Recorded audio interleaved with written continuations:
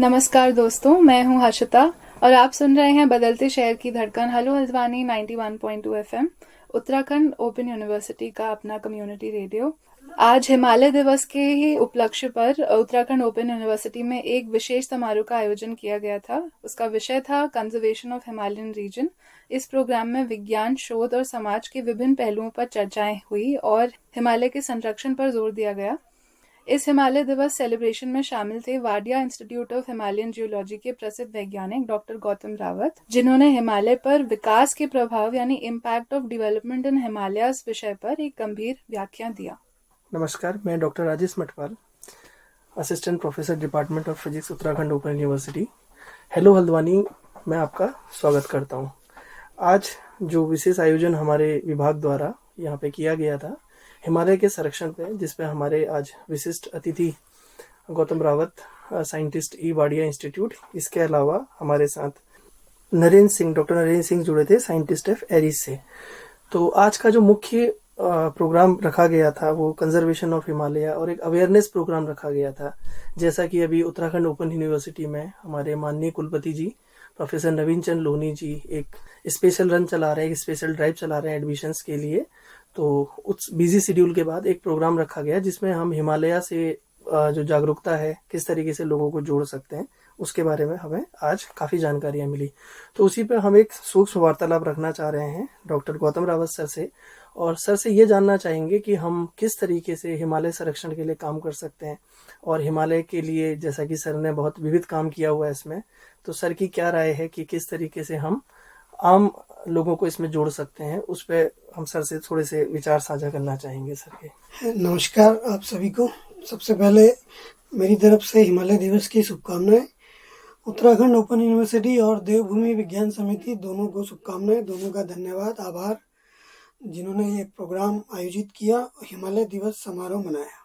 हिमालय दिवस जो हम मना रहे हैं वो प्रतीक है हमारी संवेदनाओं का, हमारी जिम्मेदारियों का, जिनको हमें समझना है, और हमारे कर्तव्यों का, जो हमारे एक मनुष्य के रूप में और एक समाज के रूप में हिमालय के प्रति है। क्योंकि हिमालय की भूमिका अगर हम देखें तो हिमालय न केवल हिमालय में रहने वाले लोगों का है, बल्कि पूरे भारत के लिए उसका एक महत्वपूर्ण योगदान है। चाहे वो सदानीरा नदियों का उद्गम स्थल के रूप में हम इसे देखें, चाहे विविध पर्यावरण के जो विविधता है उसके रूप में इसे देखें, जो जीव जंतुओं की विविधता यहाँ पर है उसके रूप में हम देखें, और चाहे हम इसे हमारे अस्तित्व का जो मुख्य कारण है उसके रूप में देखें। अब आज के संदर्भ में अगर हम देखें तो जो विकास के कार्य हो रहे हैं, जो कि एक अंधी दौड़ लगी है हमारे समाज में, हमारे गाँव में, जैसे हमें हर गांव तक सड़क पहुंचानी है, चौड़ी सड़क पहुंचानी है, हमें आधुनिक युग के जो साजो सज्जा के सामान हैं, विलासिता के जो साधन हैं, उनका उपयोग भी हर तरह से हर समय करना है। तो इसने जो एक तरह का दबाव पैदा कर दिया है, क्योंकि सड़कें चौड़ी होने से एक बात ठीक है कि जो लोकल लोग हैं, लोकल गांव हैं, उनको तो सहूलियत मिलेगी, लेकिन वो बहुत सारे द्वार भी खोलता है, जो बहुत सारी जनसंख्या टूरिस्ट के रूप में जो आ जाती है बेतरतीब तरीके से, और जो अवस्था वो फैला रही है, चाहे वो प्रदूषण के रूप में हो, चाहे वो जो शांतिपूर्ण माहौल हो उसको भंग करने के रूप में हो। मैं ये कहना चाहूँगा कि ऐसा जरूरी नहीं है कि हर पर्यटक ऐसा करता है, परंतु बहुतायत में ऐसी घटनाएं सोचने को मिलती हैं, सुनने को मिलती हैं कि पर्यटकों का लोकल लोगों से झगड़ा हो गया है, पर्यटकों ने गंदगी फैलाई। जो आम आदमी, जो गांव का रहने वाला है, जो लोकल आदमी है, अगर वो सफाई के लिए बोलता है या सिर्फ इतना भी कहता है कि भाई अपना कचरा अपने गाड़ी में रखो और एक सही जगह पे डालो, उसी बात पे जो झगड़े हो रहे हैं, ये छोटे छोटे पहलू हैं जो हमें समझने में तो हम इसको नज़रअंदाज कर जाते हैं, लेकिन ये बहुत गहराई लिए हुए हैं, क्योंकि ये धीरे धीरे बढ़ के एक क्योस के रूप में हो जाएगा। अगर इसको हमने अभी से ही नहीं संभाला तो हम प्रदूषण में भी बहुत आगे हो जाएंगे। जो हिमालय, जो कि किसी समय पे डॉक्टर ये सलाह देते थे कि आप बीमार हैं तो कुछ समय के लिए शुद्ध हवा खाने पहाड़ों पे चले जाइए, या पहाड़ों पे जाने का जो मुख्य उद्देश्य था या जो मोटिवेशन था वो यही था कि कुछ समय शुद्ध वातावरण में गुजारें। पर क्या आज के समय में वो मोटिवेशन है? ये सर, बहुत बड़ा सवाल है। हाँ, आपका कहना सही है कि प्रदूषण के अगर हम व्यू से देखें तो सच में प्रदूषण तो बड़ा है। पर्यटकों की आवाजाही भी बढ़ी है और जो हमारा ग्रोथ है जिसको हम डेवलपमेंट का नाम दे रहे हैं, रोडें भी हैं। तो सर इसमें क्या हम कोई ऐसा सदा हुआ प्रयास कर सकते हैं कि चाहे हम रिसर्च के तौर पर देखें या हम सरकार की तरफ से देखें या ग्रामीण स्तर पर देखें, जिससे कि हम सुख सुविधाएं भी पहुंचा सकें और जो हमारा आपदा हो रही है उस आपदा को हम किसी तरीके से मिटिगेट, किसी तरीके से उसे कम कर सकते हैं। इसके लिए क्या सुझाव आपकी तरफ से रहेंगे? अगर आप तुलना करें हमारे पुरानी जो 1-2 पीढ़ी के पहले जो लोग थे, वो जिस तरह से ग्रामीण जीवन व्यतीत कर रहे थे, जहाँ पर पगडंडी की जरूरत है वहाँ पर पगडंडी बनाई जाए, जहाँ पर सड़क की जरूरत है वहाँ पर सड़क बनाई जाए। आप पगडंडी की जगह पे 4 लेन का हाईवे नहीं बना सकते हैं। और जहाँ सड़क, अगर 2 मीटर सड़क की जरूरत है या 3 मीटर सड़क की जरूरत है तो वहाँ 6 मीटर सड़क के बारे में ना सोचें, क्योंकि जितनी खुदाई हम पहाड़ों की करेंगे, हम जो पहाड़ों का स्टेबल इन्वायरमेंट है जो कि इतने सालों में स्थिर हुआ है, हम उसको अस्थिर कर देते हैं। फिर वो अगली बारिश में या आने वाले समय में डिस्टेबलाइज होके पूरा का पूरा मास लैंडस्लाइड के रूप में नीचे आ जाता है और वो जनहानि पहुंचाता है। क्योंकि मनुष्य रह रहा है और मनुष्य को सुविधाएं भी चाहिए, तो सुविधाएं न्यूनतम स्तर पर ही हों। उसको मतलब हम ऐसा ना सोचें कि हम शहर को महानगर बना दें, तो सॉरी गांव को महानगर बना दें। मतलब विकास किया जाए लेकिन जितनी मर्यादित आवश्यकता है मर्यादित मर्यादित तरीके से मर्यादित विकास तरीके किया जाए। क्या आपको लगता है कि शोध के विषय पे हमें कुछ इस पे बढ़ाना चाहिए कि जैसे आप कह रहे हैं कि हम खुदाई वगैरह कर रहे हैं, सच में वो पहाड़ों के लिए वो उनको कमजोर कर रहा है और उससे ये जो भी आपदाग्रस्त चीजें हैं ये हो रही हैं। इसके अलावा क्या कुछ मॉनिटरिंग वगैरह हम बढ़ा सकते हैं या क्या उसमें पहलू किया जाए, जैसे कि आपदा के बारे में भी हम 3 पहलुओं पर बात करते हैं कि पहले पूर्व में क्या तैयारी की जा सकती है, उस समय क्या किया, आफ्टर क्या की जा सकती है।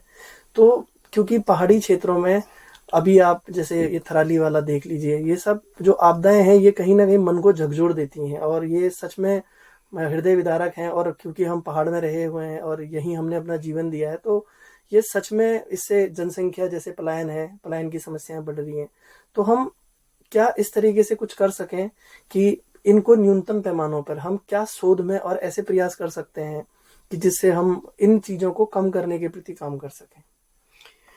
देखिए, हिमालय जो है एक प्राकृतिक सिस्टम है और जो हिमालय बनने के लिए जो प्रक्रियाएं हैं वो आज भी अनवरत रूप से जारी है।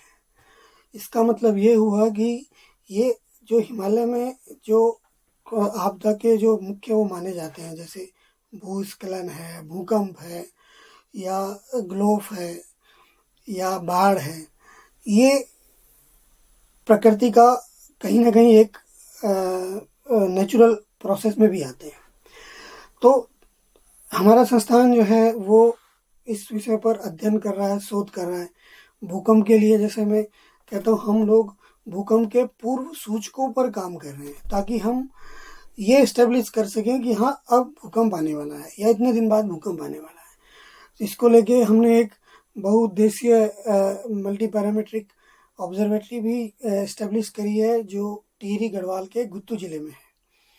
तो पिछले 20 सालों से वो ऑब्जर्वेटरी चल रही है और उसका जो डाटा आता है उस पर हमारे वैज्ञानिक संस्थान के वैज्ञानिक और मैं खुद भी उसमें जो विद्युत चुंबकीय डाटा है उस पर काम करता हूँ।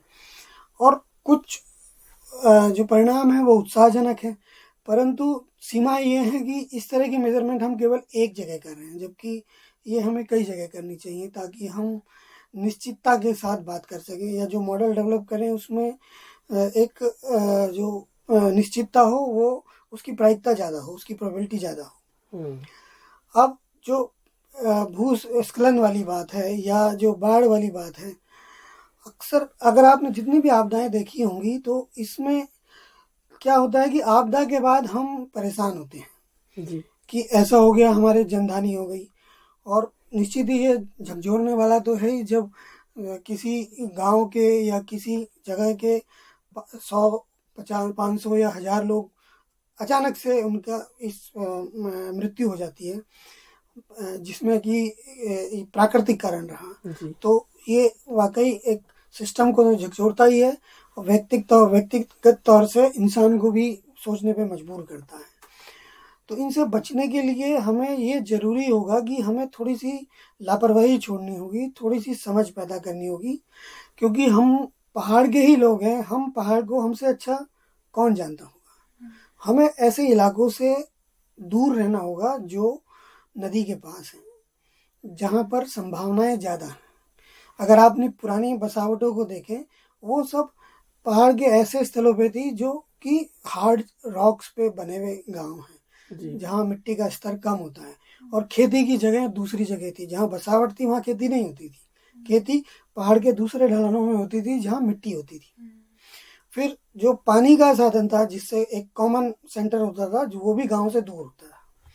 तो पुरानी व्यवस्थाओं में देखें तो हमें महसूस होता है, हम जब विचार करते हैं कि उन लोगों ने प्रकृति के साथ कई सौ सालों से रहते हुए इस समझ को विकसित कर लिया था कि हमें रहने की जगह अलग बनानी है, जो कि स्टेबल होनी चाहिए, नदी नालों से दूर, खेती की जगह अलग, पानी की जगह अलग।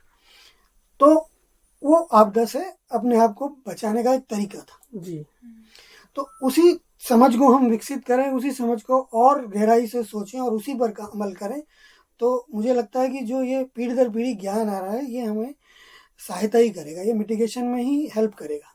जी उन्होंने एक बेहतर, आप कह सकते हैं कि अच्छा सामंजस्य बैठाया था कि बैठाया जो उन्हें, जो पूर्व में उनके साथ चीजें हुई, आपदा हुई, उसके अनुसार उन्होंने अच्छा सामंजस्य बैठाला था। जी जिससे आप कहें कि सच में हम भी पहाड़ों में जाते हैं तो आज देखते हैं कि काफी ऊपर घर बना हुआ है, तो उसे देख के लगता है कि यार ये रूट से इतना दूर क्यों बसे हुए हैं। लेकिन वो अब समझ में आता है जब आपदा आती है, कहीं नुकसान होता है, कि घाटी में नुकसान की जो प्रायिकता आप कह रहे हैं वो सच में काफी ज्यादा है, और नदी के पास आप रहेंगे तो आपको खतरा तो बना ही रहेगा। तो एक इस पे हमें ठोस कदम उठाने की तो सच में आवश्यकता है कि हम जैसे जैसे अभी हम देखें कि एक पैरामीटर हो, एक डिस्टेंस हो प्रॉपर, जिस डिस्टेंस के बाद ही इस तरीके के कुछ रहेंगे। कुछ हर्षिता भी पूछना चाहती हैं आपसे? जी सर, मैं सबसे पहले तो Wadia institute of Himalayan geology के बारे में ही जानना चाहती हूँ कि ये इंस्टीट्यूट कब स्थापित हुआ और इसका मिशन क्या है, और आपका जुड़ाव इस इंस्टीट्यूट के साथ कब और कैसे शुरू हुआ। Wadia institute of Himalayan geology की स्थापना जो हुई थी वो 1968 में हुई थी मेरे ख्याल से, और ये दिल्ली यूनिवर्सिटी में शुरू हुआ था, वहाँ के एक जियोलॉजी डिपार्टमेंट में, एक अलग छोटे से निकाय के रूप में वहाँ से शुरू हुआ। फिर कुछ दशक बाद ये देहरादून शिफ्ट हुआ। इस संस्थान के स्थापना के पीछे मुख्य उद्देश्य ये था कि हम हिमालय पर्वत श्रृंखला को गहराई से विस्तृत तरीके से अध्ययन कर सकें। ये पर्वत श्रृंखला का निर्माण क्यों हुआ, इसके निर्माण में जो प्रक्रियाएं हैं, उन प्रक्रियाओं की वजह से क्या कोई मनुष्य जीवन किस तरह से प्रभावित हो रहा है, या जो आपदाएं आ रही है उनका इन प्रक्रियाओं में का उसमें क्या रोल है। तो कुल मिलाकर हमारा जो उद्देश्य था संस्थान का, वो हिमालय को ही समझना है, और हमारा जो मैंडेट है वो हिमालय को ही लेकर है। तो हम हिमालय से बाहर काम नहीं करते हैं। हिमालय, चाहे वो जम्मू कश्मीर से लेकर अरुणाचल तक का जो पूरा हिमालय है, वो हमारा अध्ययन का क्षेत्र है। अब मैं इसमें 2005 में मैंने वाडिया हिमालय भूविज्ञान संस्थान ज्वाइन किया। मैं जब पढ़ता था तो मेरा शुरुआत में जो इंटरेस्ट था वो कंप्यूटर साइंस में था जी। तो मैंने 12th के बाद ग्रेजुएशन में जब अप्लाई किया था तो गुरुकुल कांगड़ी में बीएससी कंप्यूटर साइंस का कोर्स शुरू हुआ। तो मैं उस कोर्स में मेरा सिलेक्शन हो गया, तो फिजिक्स, मैथ्स और कंप्यूटर साइंस उसमें विषय थे। तब ग्रेजुएशन के बाद मेरी इच्छा ये हुई कि मैं जो है कंप्यूटर साइंस में ही कैरियर बनाऊं, लेकिन भाग्य कहिए या दुर्भाग्य कहिए, जो है वो मेरा उसमें कहीं भी मेन लिस्ट में सिलेक्शन नहीं हो पाया। तो फिर मैंने यूनिवर्सिटी ऑफ रुड़की के ब्रोचर में देखा कि चले जाए एमएससी करते हैं। तो वहाँ देखा एक कोर्स था एमटेक जियोफिजिक्स और एमटेक जियोलॉजी। जियोलॉजी के लिए तो बीएससी में जियोलॉजी चाहिए, लेकिन जियोफिजिक्स के लिए फिजिक्स और मैथ्स चाहिए थी। अच्छा। तो मैंने उसका परीक्षा भरा और उसमें मेरा चयन हो गया। तो इस तरह से मैं जियोफिजिक्स सब्जेक्ट में जुड़ा, जबकि मेरा उससे पहले कोई भी आइडिया नहीं था उसमें कि जियोलॉजी या जियोफिजिक्स होता क्या है। और जब एक बार वहाँ मैंने पढ़ाई शुरू करी तो उसमें इंटरेस्ट आया और उसके बाद धीरे धीरे कैरियर ही मेरा जियोफिजिक्स की फील्ड में हो गया। तो एमटेक करने के बाद मेरा जो है मैं आईआईजी बॉम्बे है, भारतीय भूचुंबकत्व संस्थान, वहाँ एक परियोजना में प्रोजेक्ट साइंटिस्ट के रूप में चयन हुआ। 5 साल मैंने वहाँ काम किया। उसके बाद 2005 में मैं वाडिया हिमालय भूविज्ञान संस्थान में एज ए साइंटिस्ट जुड़ गया, और तब से मैं हिमालय के विभिन्न क्षेत्रों में भूभौतिकीय सर्वे करके जो जियोडायनामिक प्रक्रियाएं हैं उनको समझने की कोशिश करता हूँ। जी सर। सर, आपका रिसर्च का अनुभव तो यकीनन बहुत ही लंबा है, तो जब आपने उस समय से रिसर्च करना शुरू किया और आप अभी भी, आई थिंक रिसर्च तो एक ऑनगोइंग प्रोसेस ही रहता है, तो अभी एक कंपैरेटिव एनालिसिस करके आपको क्या डिफरेंस नज़र आता है कि तब के रिसर्च में आपके क्या चैलेंजेस रहे थे और अब के रिसर्च में आपको क्या चैलेंजेस नज़र आते हैं? जब हमने शुरुआत में रिसर्च में हम लोग जब शुरू की थी हम लोगों ने, तो जो हमारी कंप्यूटेशनल टेक्नोलॉजी थी वो बहुत वीक थी। तो हम जो है, हमारे पास इंस्ट्रूमेंटेशन तो अभी भी हमारा वीक है। जितने भी जियोफिजिक्स के इंस्ट्रूमेंट हैं वो अभी भी बाहर से आते हैं, हिंदुस्तान में नहीं बनते हैं। तो इस वजह से उनकी कॉस्टिंग ज़्यादा होती है, तो हम लिमिटेड नंबर ऑफ इंस्ट्रूमेंट्स ही ले पाते हैं। और जिसकी वजह से क्या होता है कि जब हम कहीं डेटा कलेक्शन के लिए जाते हैं, जब हमें किसी समस्या पे काम करना है और उसके लिए डेटा कलेक्शन करना है, तो लिमिटेड इंस्ट्रूमेंट की वजह से डेटा कलेक्शन कम हो पाता है और लिमिटेड डेटा आता है। तो हमारी जो विंडो होती है वो लिमिटेड हो जाती है फिर। और आज की तारीख में अगर हम देखें तो सरकार ने काफ़ी फंड्स बढ़ाए हैं, जिससे इंस्ट्रूमेंट्स के संख्याएं भी बढ़ी हैं। हालांकि अभी भी वो उस स्तर पर कम है लेकिन पहले की तुलना में काफ़ी वृद्धि हुई है। और कंप्यूटेशनल जो टेक्नोलॉजी है वो वर्ल्ड वाइड ही, अब आप देखिए मोबाइल में कंप्यूटेशन होने लगी है, क्लाउड कंप्यूटिंग शुरू हो गई है। तो ये सब जो चीज़ें अवेलेबल होने से ये हुआ कि मॉडलिंग में हमें आसानी होने लगी। डेटा जो, क्योंकि कॉम्प्लेक्स मॉडलिंग होती है तो सिंपल कंप्यूटर में नहीं हो पाती है, तो हाई परफॉर्मेंस कंप्यूटिंग या हाई प्रोसेसर हमें चाहिए होते हैं, तो वो अब इसलिए अवेलेबल है। जी सर। और फील्ड की बात करें तो पहले उत्तराखंड में कहिए या पहाड़ों में कहीं भी चले जाते थे, डेवलपमेंट नहीं था। तो अब मुझे क्या होता है कि जब मैं डेटा, मुझे चूंकि मैं विद्युत चुंबकीय डेटा पे काम करता हूँ, तो नेचुरल डेटा कलेक्ट करना होता है। अब बसावट की वजह से, डेवलपमेंटल एक्टिविटी हुई की वजह से मुझे वो जगह ढूंढने में बहुत समय लगता है कि मैं कहाँ अपना इंस्ट्रूमेंट लगाऊं। अच्छा, ये एक फर्क है। जी सर। सर, अब मैं आपसे जानना चाहूँगी कि अब जैसे जैसे यंग रिसर्चर्स आ रहे हैं, नए लोग आ रहे हैं, जेनजी आ रहे हैं, मिलेनियल्स आ रहे हैं, नई पीढ़ी आ रही है, तो उनके लिए रिसर्च में आपके फील्ड में क्या क्या अपॉर्चुनिटीज़ मतलब हैं, और उनको किस संवेदनशीलता के साथ इस टॉपिक को अप्रोच करना चाहिए और क्यों ये ज़रूरी भी है? देखिए, अर्थ सिस्टम साइंस में 2 स्ट्रीम, जो ब्रॉड स्ट्रीम है वो जियोलॉजी और जियोफिजिक्स है। और अगर स्पेशलाइजेशन की बात करें तो उसके बाद हाइड्रोलॉजी आ जाता है, ग्लेशियोलॉजी आ जाता है।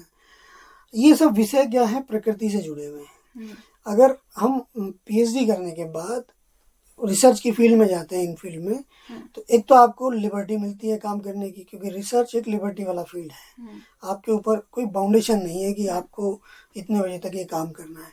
तो आप एक स्वच्छंद तरीके से रिसर्च करके आप नेचुरल सिस्टम प्रोसेस को समझ सकते हैं। अब इस फील्ड से जुड़े होने की वजह से आप अलग अलग क्षेत्रों में जाते हैं, अलग अलग लोगों से आपका परिचय होता है, अलग अलग लैंडस्केप आप देखते हैं। तो वो इनबिल्ट इस जो जॉब है इसके साथ जुड़ा हुआ है। तो आजकल हर आदमी घूमना चाहता है, घूमने के लिए अलग समय निकालने की जरूरत नहीं पड़ती है, क्योंकि जब हम सर्वे करने जाते हैं तो हम हमेशा नई जगह जा रहे हैं, तो वो हमारे लिए मतलब एक जॉब का पार्ट ही हो गया। तो ये एक एक्स्ट्रा बोनस होता है, क्योंकि इस रिसर्च की वजह से ही मैं कर्नाटक के सुदूर जंगलों में भी गया हूँ, मैं लद्दाख के में भी गया हूँ, मैं ग्लेशियरों की हाइट पे भी गया हूँ। आप अगर किसी और जॉब में हो तो शायद आप इतनी दूर दूर नहीं जा सकते। बाकी काम करने का जो इंस्पिरेशन है वो तो अलग है। वो अगर आपकी रुचि है मॉडलिंग में, रिसर्च में, साइंस में, तो निश्चित रूप से वो आपको मोटिवेट करेगा और आप अच्छा करेंगे। और अपॉर्चुनिटीज़ के नाम पे बात करें तो रिसर्च तो एक बहुत बड़ा फील्ड है। आप उसमें एज ए अर्थक्वेक साइंटिस्ट जा सकते हैं जो अर्थक्वेक पे काम कर सकते हैं। सेस्मोलॉजिस्ट उसे हम लोग बोलते हैं। हाइड्रोलॉजिस्ट होते हैं जो ग्राउंड वाटर पे काम करते हैं। ग्लेशियोलॉजिस्ट ग्लेशियर को समझने के लिए काम करते हैं। सेडिमेंटोलॉजिस्ट होते हैं जो ये सेडिमेंट्स आती हैं रिवर्स के साथ या लैंडस्केप के इरोजन से, उनके पैटर्न पे काम करके वो स्टडी करते हैं प्रोसेस को। तो बहुत सारी स्ट्रीम तो एकेडमी में ही है। इसके अलावा आप अगर प्राइवेट सेक्टर में जाएंगे तो ऑयल सेक्टर में आप जा सकते हैं। ऑयल एक्सप्लोरेशन कंपनीज आपको हायर करती हैं। कोल एक्सप्लोरेशन वाली कंपनीज काम करेंगी। डैम जो बना रही हैं कंपनीज वो जियोलॉजिस्ट को हायर करती हैं, वो जियोलॉजिस्ट को हायर करती हैं, क्योंकि सब सरफेस को समझना एक इम्पॉर्टेंट पार्ट होता है इन सब का। तो उनके लिए जियोलॉजिस्ट जियोफिजिसिस्ट चाहिए ही चाहिए। जी सर। तो अपॉर्चुनिटी अनलिमिटेड है सर, और आपका मुझे आज का प्रेजेंटेशन का टॉपिक बहुत ही अच्छा और इंटरेस्टिंग लगा, क्योंकि आपने एक सोशियोलॉजिकल एंगल भी उसमें प्रोवाइड किया। और जैसे प्रोफेसर गिरिजा पांडे ने भी कहा था कि science has social functions also. तो मैं आपसे पूछना चाहूँगी कि ये सोशल फंक्शंस और जितने भी सोशियोलॉजिकल इम्पैक्ट है, ये साइंटिस्ट को कम्युनिकेट करना सिंपल शब्दों में आम लोगों को कितना ज़रूरी है? देखिए, अगर आम लोग ही साइंस को नहीं समझ रहे हैं तो साइंस का फायदा नहीं है। जी। दो चीज़ें होती हैं, एक बेसिक साइंस होती है। बेसिक साइंस की जो रिसर्च है या फंडामेंटल रिसर्च है वो आम समाज तक पहुंचने में तो समय लगाती है। जी। क्योंकि कोई रिसर्च, जैसे आज हमारे पास मोबाइल टेक्नोलॉजी है, लेकिन इस पर जो बेसिक रिसर्च हुई होगी वो आज से 50 साल पहले हुई होगी। तो जो बेसिक रिसर्च है उसको पहुंचने में तो निश्चित तौर से समय लगेगा कि कब वो अप्लाइड में कन्वर्ट होगी। लेकिन कुछ जो सामान्य तथ्य हैं जो आम जनता के लिए जरूरी है उनको निश्चित तौर से आम लोगों तक पहुंचना चाहिए। और हर संस्थान को एक आउटरीच प्रोग्राम बनाना चाहिए। बल्कि भारत सरकार का ये मैंडेट भी है कि हम जो है आम जनमानस तक पहुँचें और अपनी बात जो है राजभाषा में ही करें। मतलब जो लोकल लैंग्वेज है, हिंदी है या दूसरे प्रदेशों में जो भाषा है, उस भाषा में आम जनमानस तक अपनी साइंस को पहुंचाएं। इस बात का अभी प्रेशर भी सरकार की तरफ से बढ़ रहा है और जो कि बहुत जरूरी भी है। सर, जैसा कि आपको पता है कि हमारे वहाँ पे काफ़ी सारे डिप्लोमा कोर्सेज चल रहे हैं, तो क्या कुछ ऐसा कोलैबोरेशन में आगे रास्ता खुल सकता है कि जो हमारे पहाड़ी क्षेत्र के लोग हैं वो कुछ इसमें कोर्सेज के साथ जुड़ सकें, जिससे जो रोजगार परक भी हो सकता है और इसके अलावा हम कहें कि जैसे उन्हें समझ भी बेहतर हो सके। इस तरीके से कुछ हम क्या कोर्सेज डेवलप कर सकते हैं मिल करके? जो एकेडमिक फील्ड है इस फील्ड में, उसमें तो मुख्यतः पीएचडी की रिक्वायरमेंट होती है। जो डिप्लोमा कोर्सेज होते हैं वो हो सकता है कि जो लैब टेक्नीशियंस होते हैं, जो हमारे टेक्निकल ऑफिसर्स होते हैं, शायद उनके लिए वो लाभप्रद हो। क्योंकि टेक्निकल सपोर्ट लैब में देने के लिए ये डिप्लोमा कोर्स मेरी नज़र में अच्छे हो सकते हैं। लेकिन हमें किन विषय पे डिप्लोमा कोर्सेज बनाने हैं? और एक दूसरा जो गैप जो मुझे लगता है हमारी फील्ड में वो है इंस्ट्रूमेंटेशन। जी। हमारे इंस्ट्रूमेंटेशन हमारे यहाँ नहीं बनता है। तो अगर कोर्स इस तरह से शुरू किए जाए कि हम मोटिवेट कर सकें कि इंस्ट्रूमेंट हम अपने यहाँ डेवलप करें, तो ये कॉस्ट बहुत कम हो जाएगी और ये रिसर्च जो है कई गुना बढ़ जाएगी। अभी मेन हैम्पर वही है। हम मेक इन इंडिया तो प्रोग्राम तो चल रहा है हमारे पास, लेकिन केवल मैं जियोफिजिक्स के फील्ड में देखता हूँ कि कोई भी मेक इन इंडिया का इक्विपमेंट नहीं जी। तो वो एक बहुत बड़ा गैप है। उसको शायद डिप्लोमा कोर्सेज के माध्यम से, जो इलेक्ट्रॉनिक्स में डिप्लोमा करते हैं, उसमें एज ए प्रोजेक्ट के तौर पे इक्विपमेंट छोटे छोटे यूनिट्स, मतलब सब मॉड्यूल्स की तरह डेवलप किए जाएं।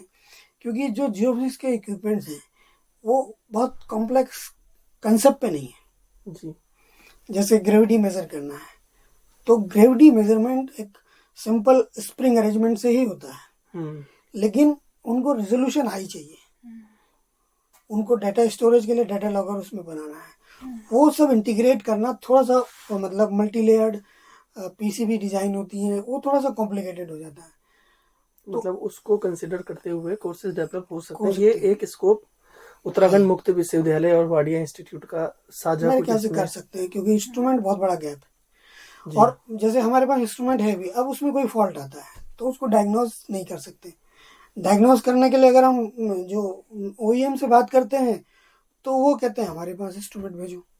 अब पहले इंस्ट्रूमेंट उनके पास जाता है, फिर वो बताएंगे इसमें ये प्रॉब्लम है, इसका ये बजट है खर्चे का। अब बाद में अप्रूवल लेना वो थोड़ा हमारा सिस्टम अलाउ नहीं करता है, तो वो एक समस्या आती है। और इसमें जो समय लगता है, मतलब पहले 2 से 3 महीने या 6 महीने लग जाते हैं केवल सिस्टम को भेजने में, फिर वो डायग्नोज करके बताएंगे कब तक रिपेयर की प्रोसेस शुरू होती है, तो 1.5 साल रिपेयरिंग में लगता है, चाहे वो माइनर रिपेयर हो चाहे वो मेजर रिपेयर हो।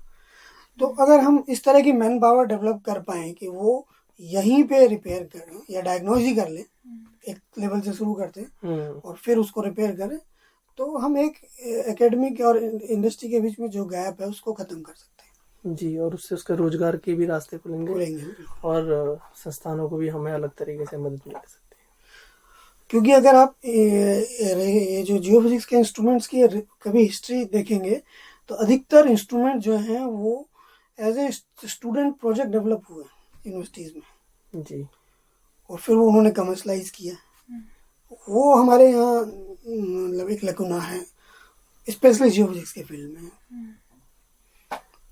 तो सर आपसे काफ़ी सारी जानकारियाँ मिली और पहले आपका लेक्चर हमने सुना, फिर जनमानस तक हमने आपकी बात पहुंचाने के लिए एक रेडियो टॉक रखा जिसमें आपने हमें विविध जैसे रिसर्च के फील्ड में क्या है और किस तरीके से हिमालय के कंजर्वेशन के लिए क्या काम हो सकते हैं, किस तरीके से हम पुरानी टेक्निक्स को यूज़ कर सकते हैं। जैसे कि हमारे माननीय प्रधानमंत्री मोदी जी भी IKS अभी इंडियन नॉलेज सिस्टम पे बात चल रही है, तो उसका ही एक मुझे लगा कि कहीं ना कहीं पहलू आप कह रहे हैं कि जहाँ पे पगडंडी की आवश्यकता है पगडंडी बनाइए, बड़ी सड़क बनाने की ज़रूरत नहीं है। तो इस तरीके से किस तरीके से हमारी जो पुरानी जानकारियाँ हैं, हमारी नॉलेज है, उससे हम किस तरीके से खुद को संरक्षित रख सकते हैं। तो इसी के साथ हम आपका धन्यवाद करना चाहेंगे इतना समय देने के लिए। धन्यवाद सर। धन्यवाद। मैं बस एक लास्ट बात कहना चाहता हूँ जी सर। क्योंकि मैं उत्तराखंड में विज्ञान भारती का जो विद्यार्थी विज्ञान मंथन प्रोग्राम है उसका स्टेट कोऑर्डिनेटर भी हूँ, तो ये मुझे मंच उपयुक्त लगा एक बात कहने के लिए। जी सर। विद्यार्थी विज्ञान मंथन एक कक्षा 6 से कक्षा 11 तक के बच्चों के लिए एक परीक्षा है जो कि ऑनलाइन होती है और इसकी फीस 200 रुपये है। तो इसमें बच्चा पहले रजिस्टर होगा, उसके बाद जब परीक्षा होगी तो परीक्षा में देने के बाद विज्ञान भारती क्या करती है कि हर डिस्ट्रिक्ट से, हर स्टेट से कुछ स्टूडेंट्स सेलेक्ट करती है, बेसिकली टॉप परफॉर्मर जो होते हैं, फिर उनको कुछ वर्कशॉप्स कराती है, कुछ ट्रेनिंग देती है और कुछ को स्कॉलरशिप भी देती है। तो इसमें अभी तक मैंने देखा देहरादून, हल्द्वानी, पिथौरागढ़ जो शहर वाले इलाके हैं वहाँ के बच्चे ज़्यादा भाग लेते हैं। तो मैं आपके रेडियो के माध्यम से कहना चाहूँगा कि हमारे सुदूर गांव के लोग भी, बच्चे भी इसमें भाग लें। ये एक मौका देता है आपको मेन स्ट्रीम से जुड़ने का, क्योंकि अगर आपने अच्छा परफॉर्म किया तो विज्ञान भारती आपके जो 2 हफ्ते की ट्रेनिंग है या 3 हफ्ते की ट्रेनिंग है वो देश के प्रतिष्ठित रिसर्च इंस्टीट्यूट्स में, चाहे वो इसरो हो, चाहे वो वाडिया ही हो या किसी IITs में ले जाती है, तो बच्चों को एक एक्सपोजर मिलता है। तो हमारे गांव के बच्चे इसका लाभ लेने से पीछे ना रहें, हमारे पहाड़ के बच्चे, तो वो इसमें भाग लें। गूगल पे सर्च करें विद्यार्थी विज्ञान मंथन और उसके बाद वो रजिस्टर कर सकते हैं। जी सर। धन्यवाद। धन्यवाद। बहुत बहुत धन्यवाद।